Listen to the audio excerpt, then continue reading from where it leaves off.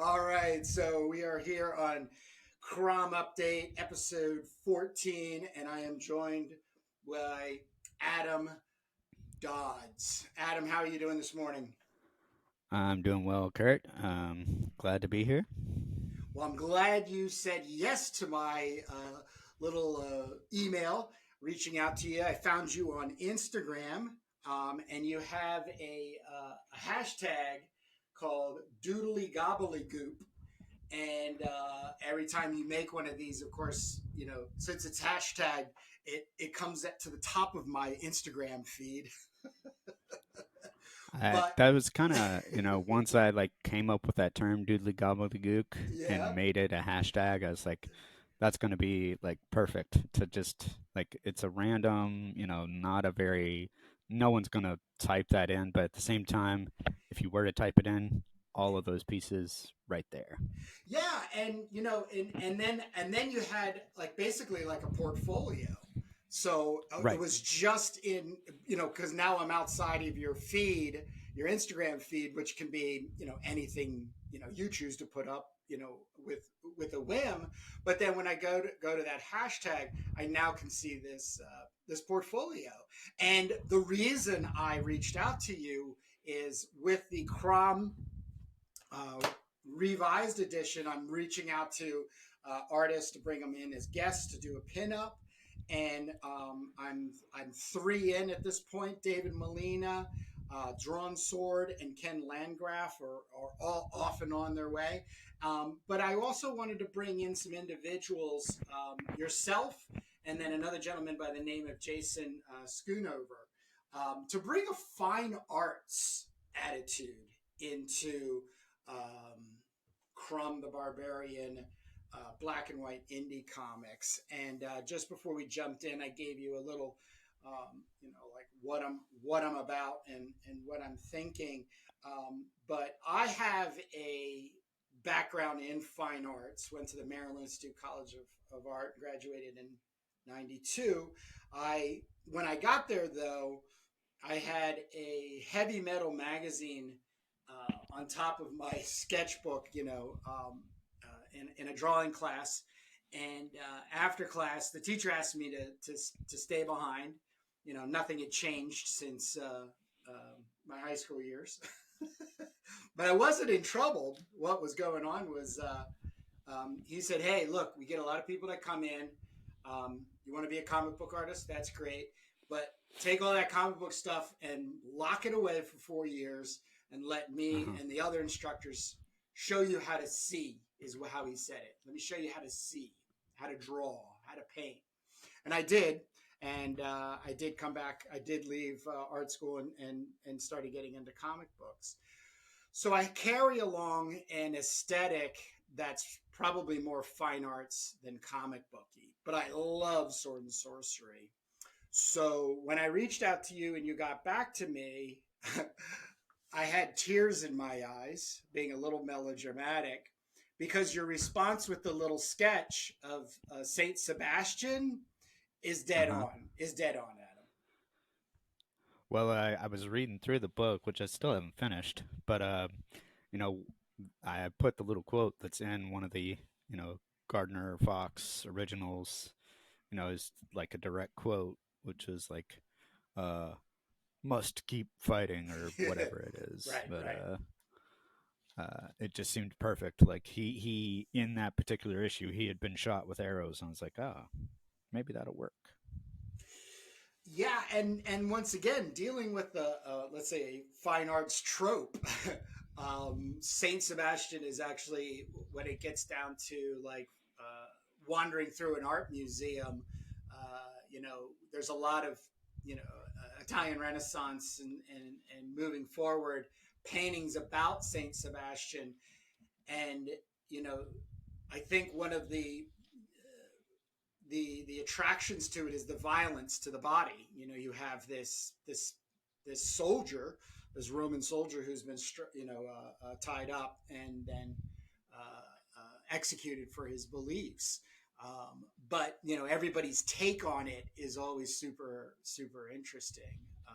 So can you give a little bit more thought um, in what else you think that has in relation to a Crom pinup? Well, yeah, as far as the Saint Sebastian, potential, you know, I may still do that as a piece, but like in keeping with the doodly gobbledygook, like infused portion of the piece, I have an idea that's already in motion for that. Yeah. So like it may be a case where I do too, just because I want to. Okay.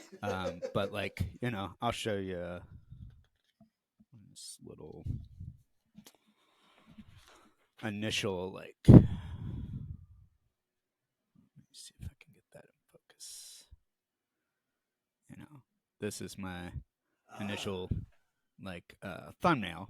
So Okay. like basically, the bigger piece, which I'll flip back to in a second, Uh huh. is he and his lady coming through some kind of tent curtains, Uh huh.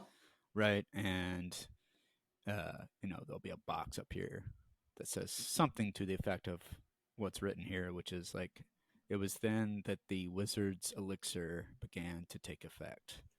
And then, in all of that negative space of the curtain and maybe overlapping the curtain to kind of give some dimension will be a bunch of doodly gobbledygook. Oh, cool, cool. Yeah, I'm not. I don't. I'm not holding. I'm not holding you to the Saint Sebastian, and that's a thing. Which, Yeah, there's my there it is. Saint Yeah, Sebastian. yeah. It's more being able Is to that kind of pretty in identify. focus? Yeah, yeah, yeah. Oh, yeah. That's good. Okay. That's good. Um, it's just to help identify. Let's say a path to go down, connection Yeah, wise. yeah. I mean, I like it. I really, I mean, when I thought of it, it's like, it works perfect. Yeah, and I get curious about it really connecting to individuals who are, of the same, inkling to lean towards fine arts, and not only Yeah, stay I stay also went completely to inside. fine art school. Okay, yeah, tell me a little bit about your background, Adam.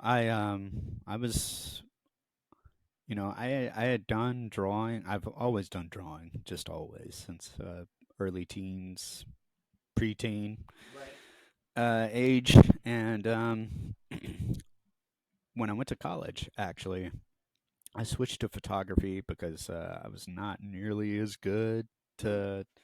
to have the confidence to feel like, oh, I should be an illustrator. Like I like drawing, but there were people just way better than me. Right. Uh, but nonetheless, I also just got really into photography, so that was my major, and I went to Memphis College of Art. Um, and the good thing about that school was they were very encouraging with like diversifying, right? Yeah. Like, Yeah. so even though I at the time begrudgingly was like, I want to be doing photography, I want to put all of my energy into photography, they still made you do like, you know, 2D design, life Yeah. drawing, all the stuff, which I'm grateful for. But at the time, I was like, man, I want to do photography. But in hindsight, it was great to have that diversification. And that's what you're doing right now is photography. So I went to school in 2001 to art school, Uh-huh. and I still to this day shoot film, Okay. and I run a darkroom in Wow. Carborough, North Carolina. Wow. Um, so yes and no. Yeah. Right now, like photography is not like my source of income. Right, I have a day job. Mm-hmm. Just because I'm your classic artist who uh, it's not like I don't believe in myself, but I put art first, not business first. Right. So Right. self promotion is like not always my strong suit.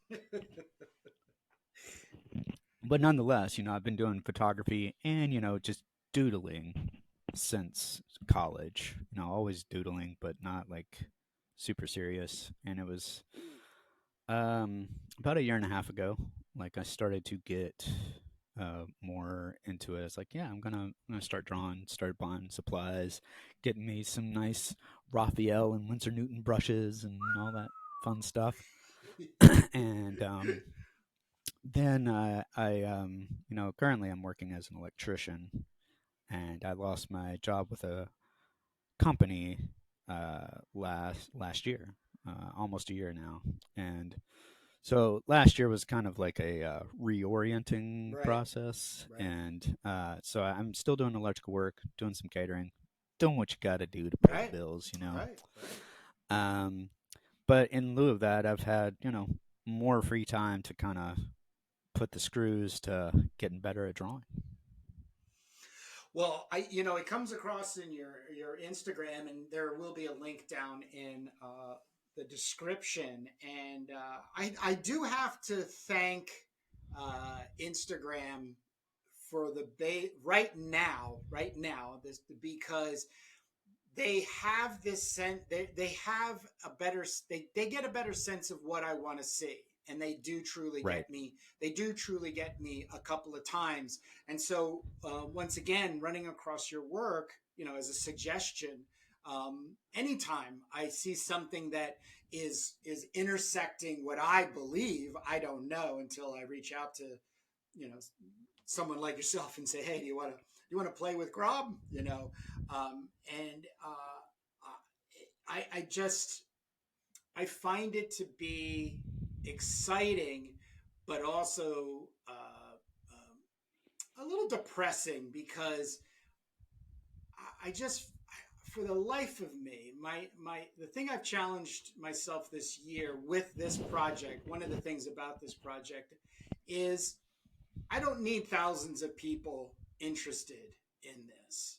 And what I and Right. it's and even the financial part of it, I think if it can get a couple hundred people, like literally over 100 people that are like-minded, um, not maybe completely in the intersection, is just, oh, I really like the way he uses those inking tools to make those kinds of marks and collect them together.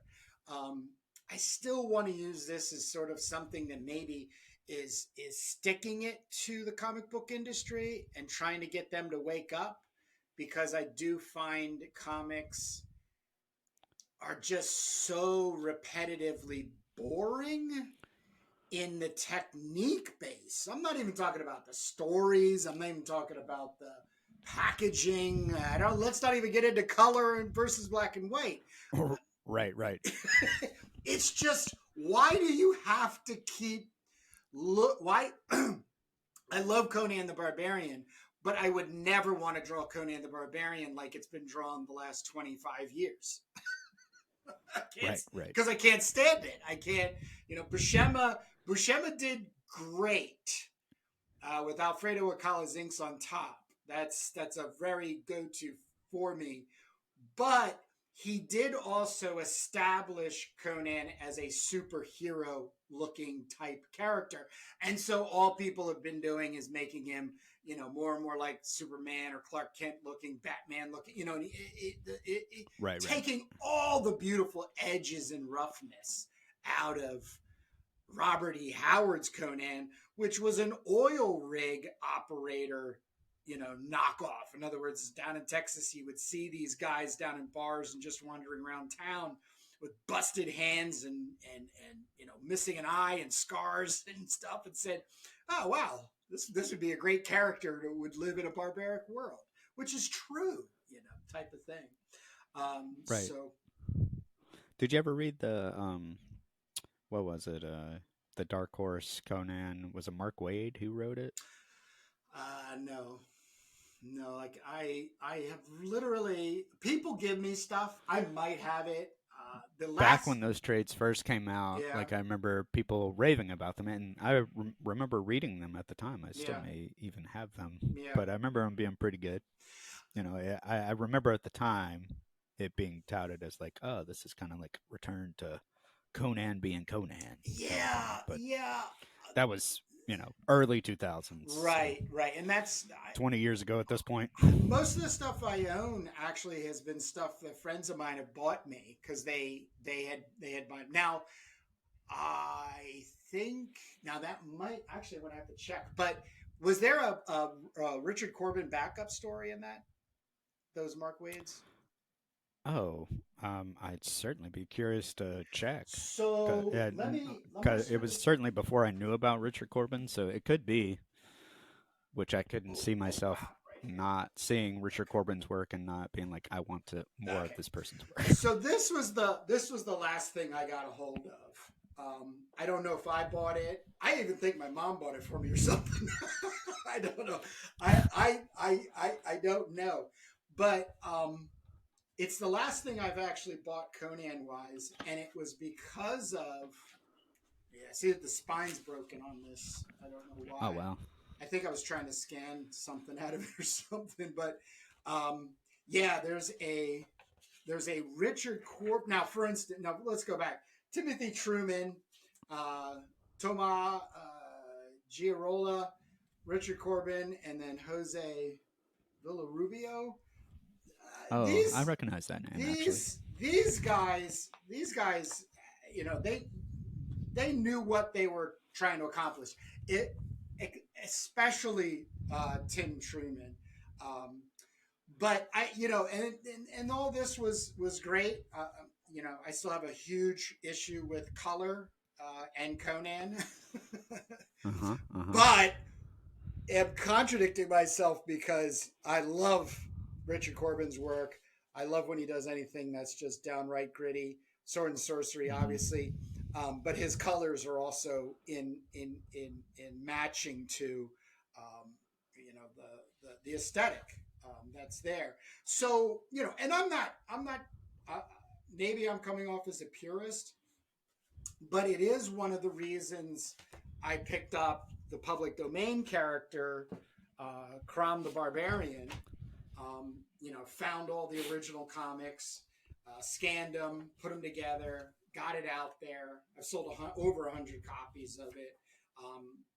And then of course, being at a couple of art cons, comic cons, people stop and they're like, "Oh wow, yeah, man, this is some great stuff." But out of 100 to 200 or 300 people that walk by your booth, one will stop and recognize Crom the Barbarian. But this is where, as let's say, dated in time, by aesthetic, I still think this is a Right. thousand times better than this aesthetically. So, but there has to be obviously some sort of happy medium there. Um, Right. Right. because I can't force my aesthetic so much on the outside public. But getting back to my point, I'm curious this year by doing Crom the Barbarian. Crom collected as a revised edition and then maybe migrating it based on the success of sales in May that I have, to then getting into a Crom anthology, is to build a tighter community of people that want to see more of it, want to support it, and even contribute to it. That would be the also interesting thing. Yeah, that's one thing about the whole um thing you're trying to accomplish here that's really cool is which is not to like necessarily set up a fandom per Nope, se, nope. but more like come contribute what you want to this property. And Bring also, your do your worst. yeah, and I don't own Crom. I can't own Crom. I can own my vision version of Crom, but it always excited me with the Savage Sword of Conan magazine. This is a really good example. Um, you know, it was hard to beat for me in my world the black and white magazine, but like I said, Alfredo Acala's inks on top of John Buscema. But I Yeah, was that's I awesome. was always super excited. I don't know if there's anybody else in here. Oh, look, another Corbin. This is Ernie Chen. Here's a Robin Hood pinup with. I like the aesthetics of all this other stuff. Oh, this was always good too. So you got Oh, nice. The Frazetta posters, and then you had the these are Moondance Productions. So there's even the is that Barry Windsor Smith stuff. Um, yeah, but each magazine as it was coming out each month, I was always interested to see, you know, who was doing Conan next, but then how were they treating him? What was Right. the value? Because there's the big brawny one, and then of course Barry Windsor Smith introduces us to the scrawny, lankier, youthful Conan. So Right. I just love that, but I also love what would happen if let's just say aesthetics collide, and people sort of start giving feedback like, oh, I really like so and so's version of Conan, but wouldn't it be cool if so and so did a version of that kind of Conan, and that having that kind of play out and then work from there. Well, it's like with my sketch here of Crom and his lady. It's like, what I was actually trying to accomplish was matted hair. I was like, oh, if he lived in ancient times, he probably didn't have a comb, so he'd probably have matted hair. Uh, Right. but it ended up, it almost looks like 80s Mel I Gibson love hair. it. Oh, but see, I love it though. See, the artsier, fartsier I get, and I can hear myself talking, the campier I digress to. I because Uh-huh. those are the I just watched. There's a channel on YouTube called Eurosleaze, and all it Ooh. does is upload Italian, English dubbed movies. And I just watched Italian Star Wars, and one of the I can't I don't even want to take too much time on it, but the Jaws, the actor who plays Jaws in the was it Moonraker, James Bond. Um, he plays Oh, like a yeah. Uh-huh. he plays like a I don't know. Obviously he would be a great Chewbacca, but he is this kind of tall guy. So many great aesthetics in it. So many great special effects and costumes and stuff. But the story is just so like, like it's painful to kind of listen to the dialogue and stuff. But Uh-huh. I always kind of turn things down and stuff. But the the looking at how other people look at something like Mel Gibson, for instance, or that's exactly what I like to see.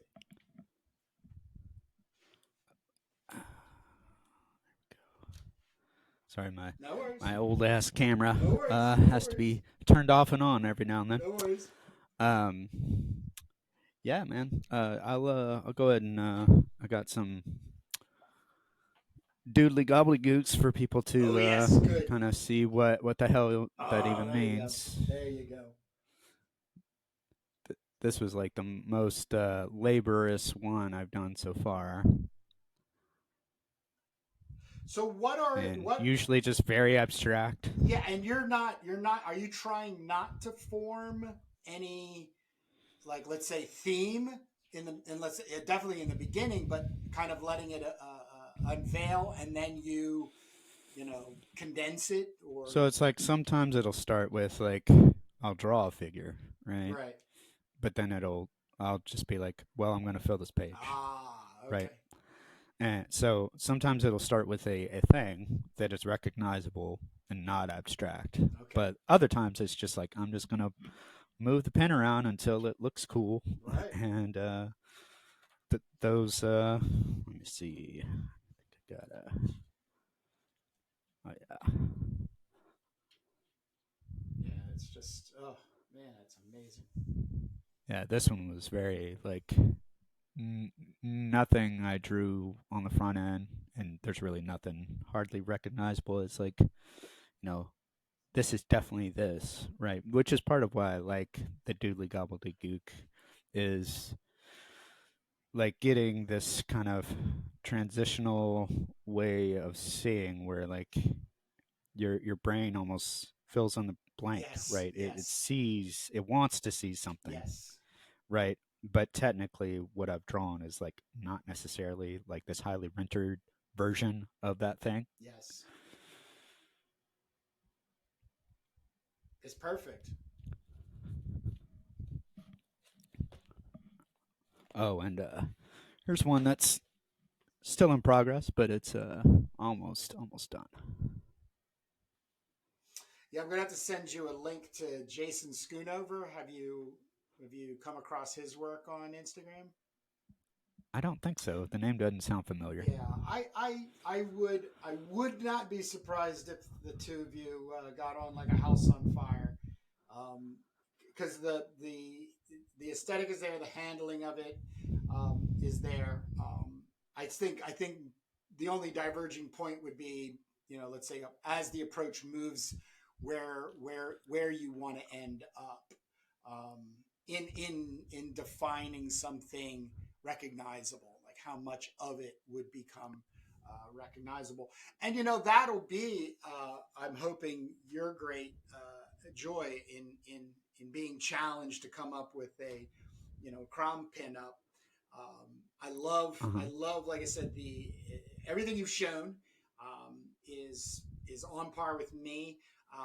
Just to, you know, repeat, as I've been saying with everybody, this is a stress-free environment. I will have obvious cutoff dates, just because if you know, life gets in the way of the individual and work can't be completed, I still need to move forward as production and timing. And Right, right. right now, I have a soft due date for the end of the month.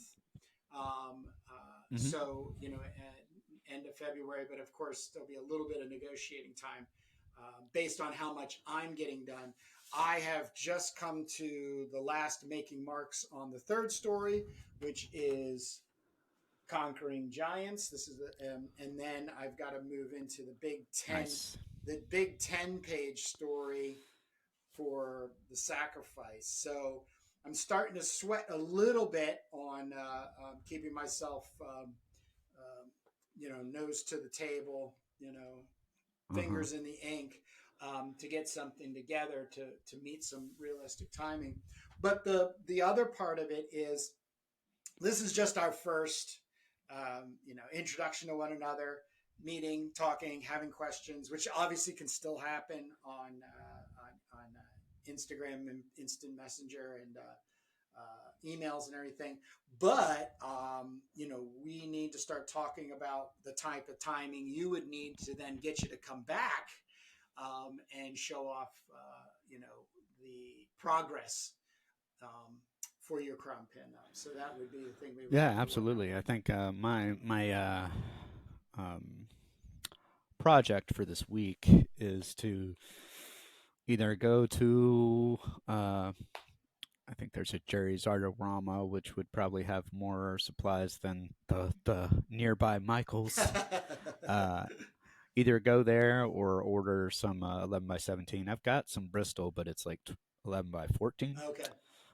So want to get it to your spec. Right. Right. Thank But you. that's my goal for the week is to obtain the paper and what I thought about doing, but we'll see. You know, with the uh, to your point, like I'm not. I'm taking it seriously, Yeah. right? This project, Yes. but at the same time, uh, you know, No stress.